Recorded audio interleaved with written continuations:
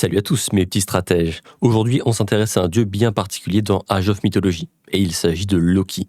Grâce à cette vidéo, vous saurez comment bien le jouer et surtout de manière efficace. Cependant, attention, Loki est selon moi un des dieux les plus compliqués à jouer en début de partie. Donc, la première chose que vous allez devoir faire, c'est créer un nain. C'est la première chose que vous devez faire. Ensuite, vous allez envoyer vos villageois sur la chasse.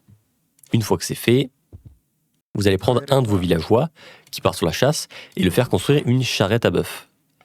Vous allez ensuite envoyer votre charrette à bœuf qui vous est donnée sur de l'or et envoyer votre berserker dans la base adverse afin de prendre de la vision sur ces villageois.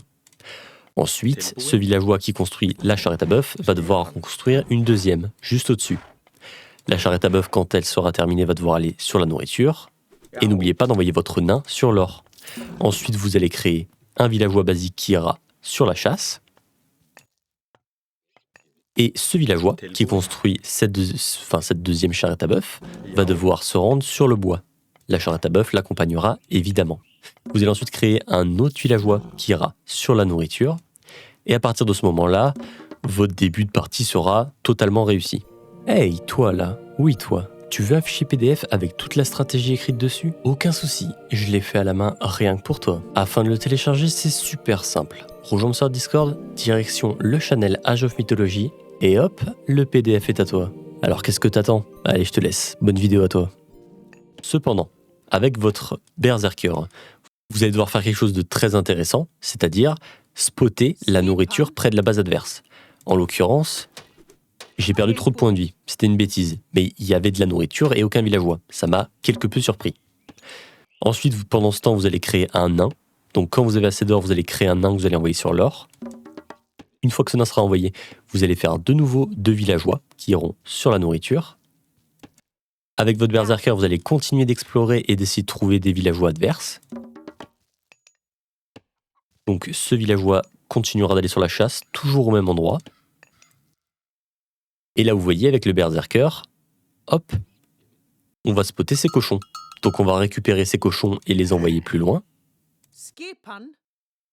Et là, hop, à la seconde où vous voyez un villageois qui fait de la nourriture, c'est parfait pour prendre de la vision, grâce à votre pouvoir héroïque qui s'appelle Espion, qui vous permet d'avoir la vision d'un villageois. Donc là, je vois la moitié de la base adverse, je vois ce que ces villageois font. C'est tout simplement extrêmement fort et vraiment important de le faire. Donc pendant ce temps, à la base, le villageois, donc le 9e, est parti sur la nourriture, et je crée un nain qui ira sur l'or. Une fois que c'est fait, votre berserker va devoir revenir à la base, mais sur le chemin, vous allez devoir construire une maison. Alors, cette maison, c'est très important de la mettre sur un lieu stratégique. Alors, vous n'êtes pas obligé, mais c'est un plus. En l'occurrence, je vais la créer à côté d'une mine d'or. Comme ça, je vais avoir toute la vision en fait autour de la mine d'or. Et si jamais il veut aller miner cette mine, j'aurai l'information et je pourrai attaquer ces villageois.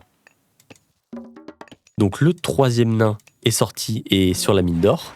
Donc, sachez que quand vous avez fait 3 nains, vous n'avez pas besoin d'en faire plus avant de passer à l'âge en fait. Ces 3 nains vous seront largement suffisants pour vous faire les 150 d'or pour créer un temple et pour ensuite passer à l'âge. Donc votre 11e villageois va partir sur la nourriture, votre maison a fini d'être créée et votre berserker vous allez le mettre aux alentours du centre de la carte, au niveau de l'adversaire. Donc vous allez faire encore des villageois qui vont aller sur la nourriture. Et là, vous voyez, j'ai les 150 d'or. Donc à partir du moment où vous avez les 150 d'or, c'est parfait. Vous pouvez créer votre temple. Donc vous faites votre temple directement le plus rapidement possible, parce que c'est grâce à ça que vous pourrez passer à l'âge. Hop, votre 13e villageois ira quant à lui encore sur la nourriture, et le 14e, cependant, ira sur le bois. Et le 14e est le dernier villageois avant de passer à l'âge. Une fois que vous avez créé votre temple, vous allez devoir créer aussi une maison. Parce que vous voyez, niveau population, ça commence à être compliqué. Vous voyez, 400 nourriture, hop, on passe à l'âge directement. Quand vous avez assez, je vous conseille d'ailleurs de prendre Heimdall. Pourquoi? Je vais vous l'expliquer juste après. Mais c'est le dieu que je vous conseillerais le plus. Alors les deux sont vraiment bien, mais celui-là, Vous verrez juste après, c'est vraiment sympathique. Donc à la seconde où vous passez à l'âge, qu'est-ce qu'il faut faire? Alors c'est très simple, vous allez devoir bouger 4 villageois. 4 villageois qui étaient sur la nourriture vont aller construire une charrette à bœuf et chasser des sangliers ou n'importe quel type de nourriture un peu plus loin. Et vous allez prendre un villageois aussi qui est sur la chasse, qui va aller prendre du bois. Pendant ce temps, vous allez construire, si vous le pouvez évidemment, des héros. Parce qu'avec ce héros, vous allez récupérer des artefacts qui peuvent vous être utiles ou non, mais n'oubliez pas d'en récupérer. Donc comme je vous l'ai dit, vous allez créer votre maison avec votre berserker. Et aussi, un petit point qui est très important, c'est qu'à partir du moment où vous passez à l'âge, vous allez devoir faire des nains. Vous allez devoir faire des nains jusqu'à ce que vous en ayez 7 sur l'or. Donc là, en l'occurrence, j'en ai que 3. Donc je vais en créer 4. Donc là, vous pouvez vous dire que tant que vos 4 nains ne sont pas sortis, vous n'avez plus trop à vous occuper de votre base. Donc là, vous voyez, j'ai récupéré l'artefact avec mon héros. Je vais aller en récupérer un autre. Et je vais continuer de créer des héros. À partir de ce moment-là, je vous conseille de commencer à créer des casernes. Donc c'est ce que je vais faire évidemment. Quand vous avez assez de bois, hop, vous construisez une caserne et vous allez pouvoir commencer à faire des troupes. Donc là, la caserne se crée. Chose importante, vous pouvez construire les casernes avec vos héros aussi, avec vos troupes. C'est une spécialité des Nordiques. Donc n'hésitez pas à mettre tous vos héros sur la caserne pour la construire bien plus vite. Pendant ce temps, vous voyez à la base, je continue de créer des nains. C'est toujours plusieurs nains. Tant que vous n'en avez pas 7 sur l'or, vous pouvez continuer. La maison longue a été créée et directement, je crée 2 lanceurs de haches. En fait, il faut que vous ayez tout le temps des troupes en continu qui soient créées pendant ce moment où vous devez essayer de vous construire une belle petite armée qui vous servira pour attaquer le village adverse.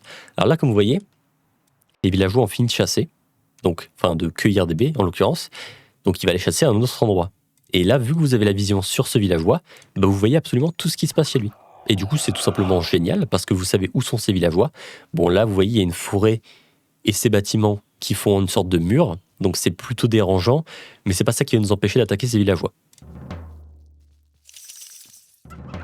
Donc là, vous voyez, vous continuez de créer des troupes jusqu'à ce que vous ayez la belle petite armée.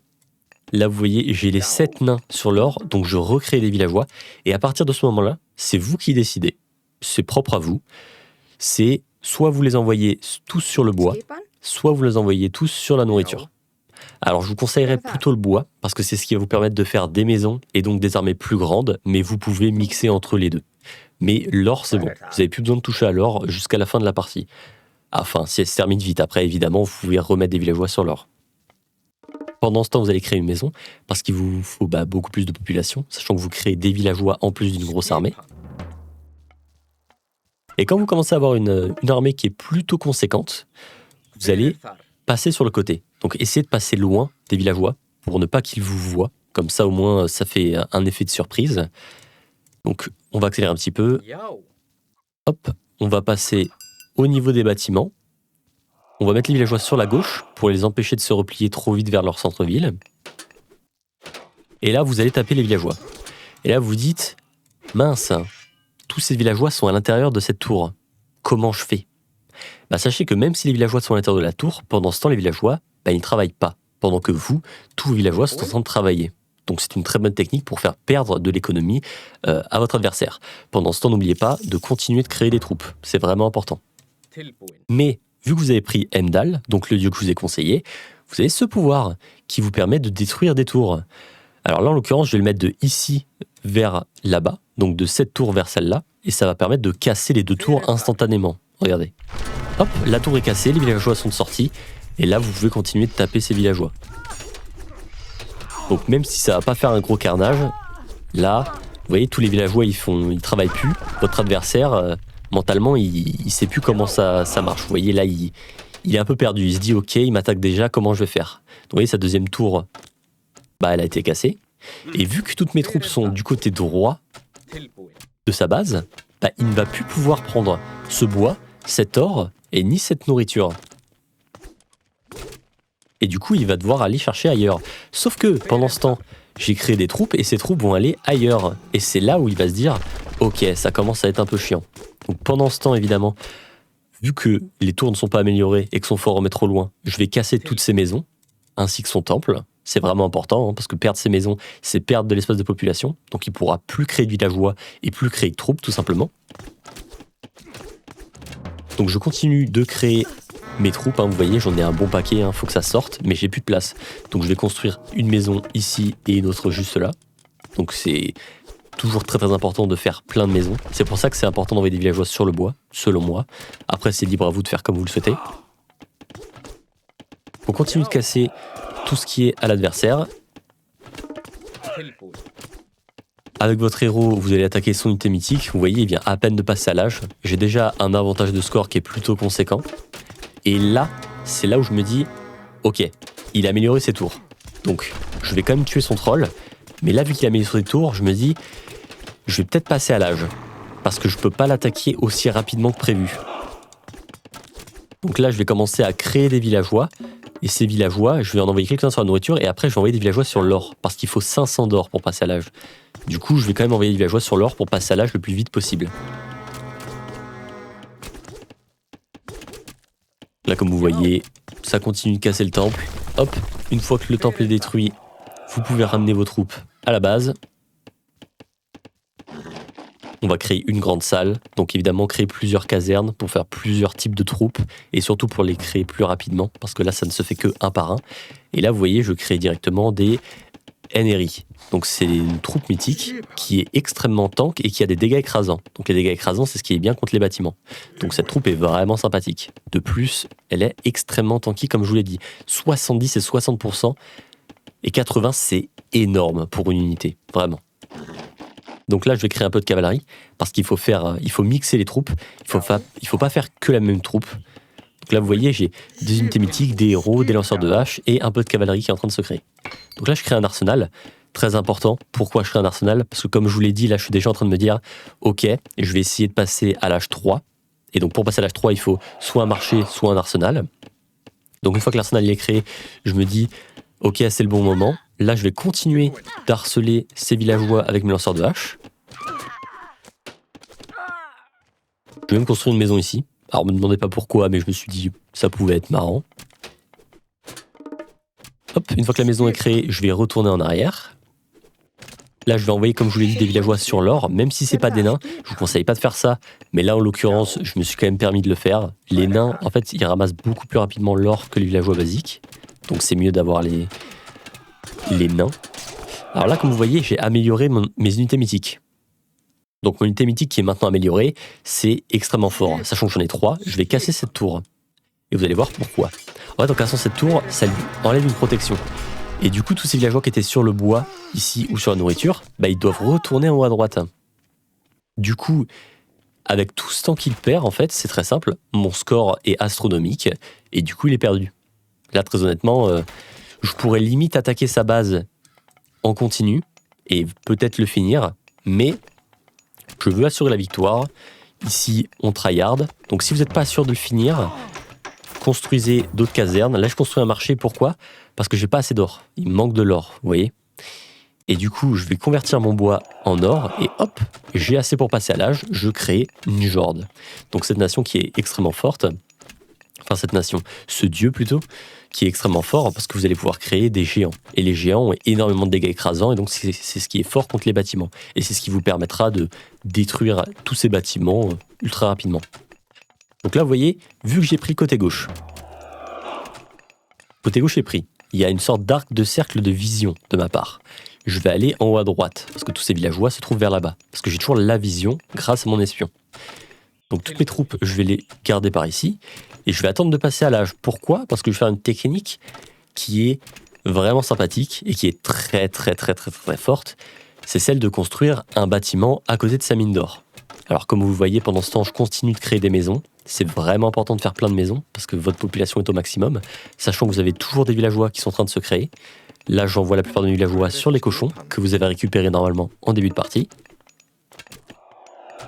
Et donc là, vous voyez, c'est un petit peu un temps mort. Même si niveau score, je suis littéralement en train de le détruire. C'est pour m'assurer vraiment la victoire. Bah, je me dis, bon, voilà, on va attendre. On va se permettre de faire un petit temps mort. Parce que ce qui arrive après vaut vraiment le coup.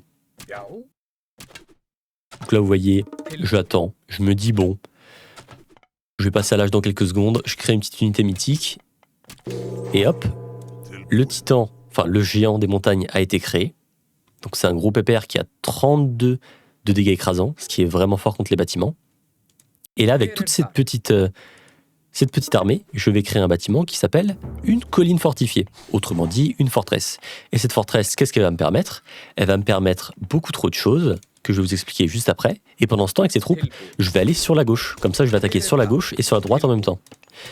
Une fois que cette forteresse elle est créée, donc, hop, c'est aussi simple qu'un bonjour. C'est-à-dire que toute la zone autour, votre forteresse va tirer des flèches. Et tirer des flèches veut dire embêter les villageois. Donc là, tous ces villageois qui sont sur le bois, ils vont se faire tirer dessus. Du coup, il va devoir les déplacer. Tous ces villageois qui sont sur l'or, il va devoir les déplacer parce qu'ils vont aussi se faire tirer dessus. Et j'ai toute mon armée qui va aussi les attaquer. Donc là, il a perdu ce côté-là. Mais pendant ce temps, j'ai encore ce côté-là qui va attaquer du coup le côté gauche. Et du coup, à partir de ce moment-là, c'est littéralement perdu pour lui. Et la partie, comme vous le voyez, est tout simplement gagnée. Et c'est comme ça que vous pouvez gagner très facilement avec Loki. Voilà, j'espère que cette vidéo vous aura plu. C'était un petit guide plutôt sympathique. Et je vous dis à la prochaine. Ciao, ciao.